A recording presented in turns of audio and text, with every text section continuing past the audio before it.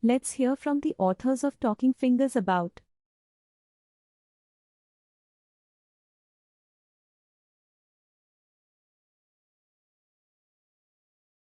It was amazing because it had others and we were going to say that not speaking is not same as not thinking.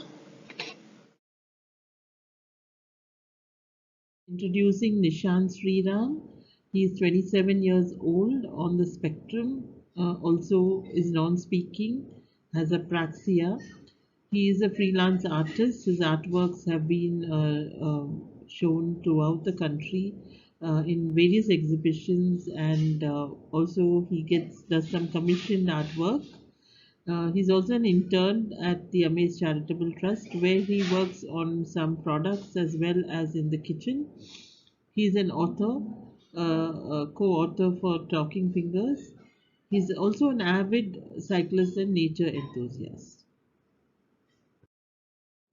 For the first question on how authoring this book was different from communicating and reflecting differently, Nishant's answer was that no, it was not very different.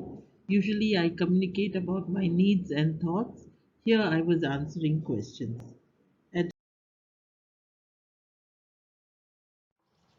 Hi, I am Akshat Rasse, a non-speaking adult on autism spectrum from Vadodara, Gujarat.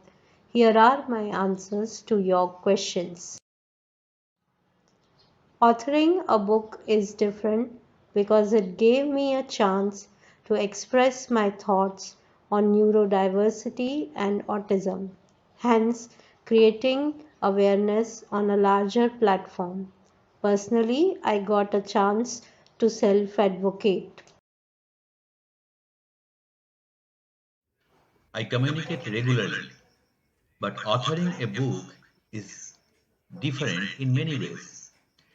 A book is available for many people who can read it, can know my understanding about various issues, know that knowledge is not the prerogative of the neurotypicals only.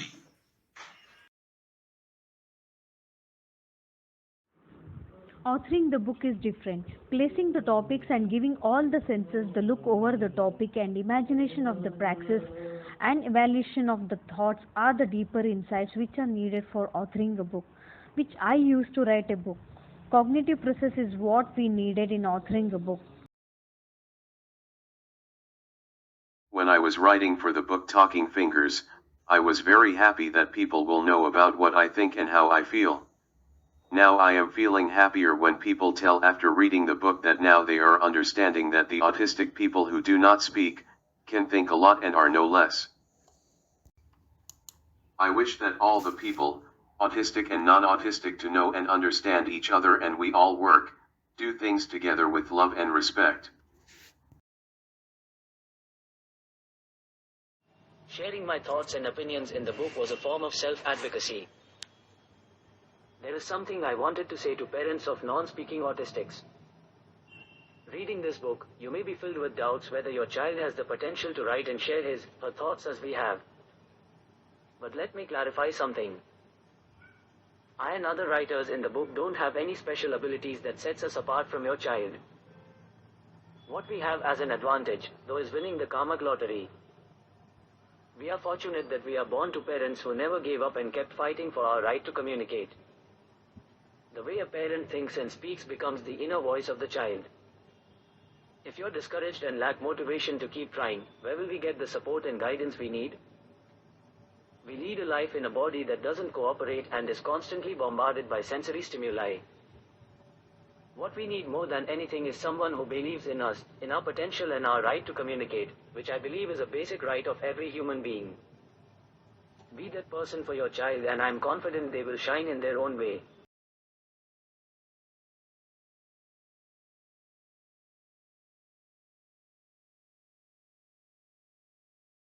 He says, I feel believed and relieved. Now more people will understand us. It is like when a bird have the wings and it start to fly. Understand that knowledge is my goal.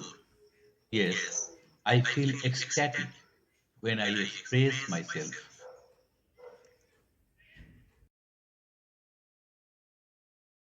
When I started expressing through alternative mode, I felt like I am the king of this life. Life became so easy with communication. Numbers and letters became part of my life. Words became my pleasure of reading and writing. My words became a powerful instrument for spreading the awareness of autism in the society.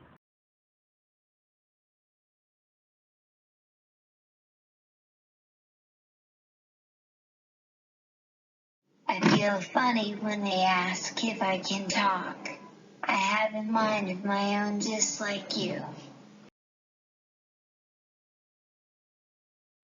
He says they are in a hurry to draw assumptions about people who don't speak. They are also confused by our unusual behavior and uneven skills. This has largely depend on respect. The neurotypicals think that they know many things, but they forget that kindness is most important. Every human being deserves equal treatment. This book has insights of autistic individuals which shows the actual thoughts of them. These thoughts will let the world know that thinking and maturity is not limited to neurotypicals. Neurotypicals are not feeling from our perspective. They don't accept our difference in being a different kind of person. So they don't empathize with us. We are minorities, so majoritarian values prevailing in this field. About disabilities, people think that we are lesser being.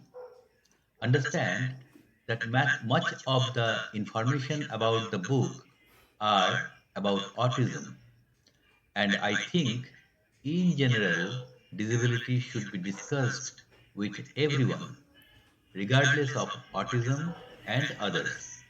The book is an important milestone and creating awareness about non-speaking persons that they are thinking independent minds. True empathy is respecting all multimodal methods of communication. A neurotypical person's behavior towards a non speaking person is skeptical. I want to make it clear that non speaking is not non thinking. We think beyond the language. Talking Fingers book proved that speaking is not the only mode for communication. Non speaking people are more linguistic. Hi, I am Adisovamya Narayan. I am 17. I am an avid blogger and a published author. I have 22 published blogs to my credit on www.smallstepbigthought.blogspot.com. My maiden fiction novella, With You, Right Through, is available for sale on Kindle and Kindle app worldwide. My blogs are regularly published by Bookosmia, a leading publishing platform for under 18-year-olds. One of my blogs was featured in IDPD Blog Hop 2022 curated by Triple Mommy, in association with Bookosmia. As a freelance writer, I write blogs for Avaz Megaphone, an initiative by Avaz Inc., the company that makes Avaz, a leading AAC app for autism. These blogs aim to shatter the myths surrounding AAC and raise awareness. I also write content for Project Lattice, a social media-based initiative targeted at teens and young adults, which aims to promote equality, acceptance, and inclusion. I am also a part of the steering committee of the India chapter of ION Institute of Neurodiversity, a Europe-based not-for-profit that aims to create an equal and more inclusive world for neurodivergent people. So, what sets me apart from the other 17-year-olds? The fact that I am autistic and I communicate using the text-to-speech app, Avaz, on my iPad. I was excited when I was approached to contribute my perspective to Talking Fingers, a path-breaking book that brings to fore the perspectives of non-speaking autistics in India. After all, there are so many myths and preconceived notions about my tribe, the biggest one being non-speaking is non-thinking. World over, efforts to shatter this myth have attained moderate success, thanks to literature and media that has spotlighted the perspective and achievements of non-speaking autistics. Naoki Higashida, Hari Srinivasan, and Elizabeth Bonkers.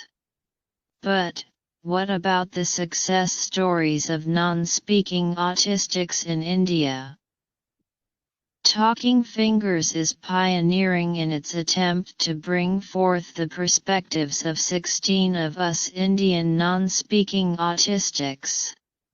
It is a book that challenges many long-held beliefs about autism in general and non-speaking autistics in particular.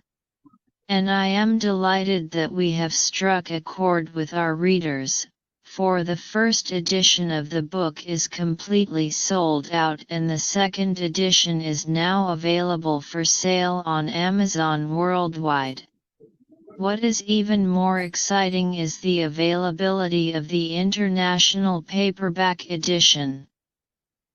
So, if you have not laid your hands on this book as yet, please do so right away and be prepared to question your long-held beliefs about non-speaking autistics. I would not call this a perspective, rather, a lack of understanding of what my world feels like sensorially. My senses react very differently to the environment around me. It's far, far more sensitive than those of neurotypical people. So, noises that are commonplace for you are painful for me. The light in the room could be way too bright, although you do not think of it that way.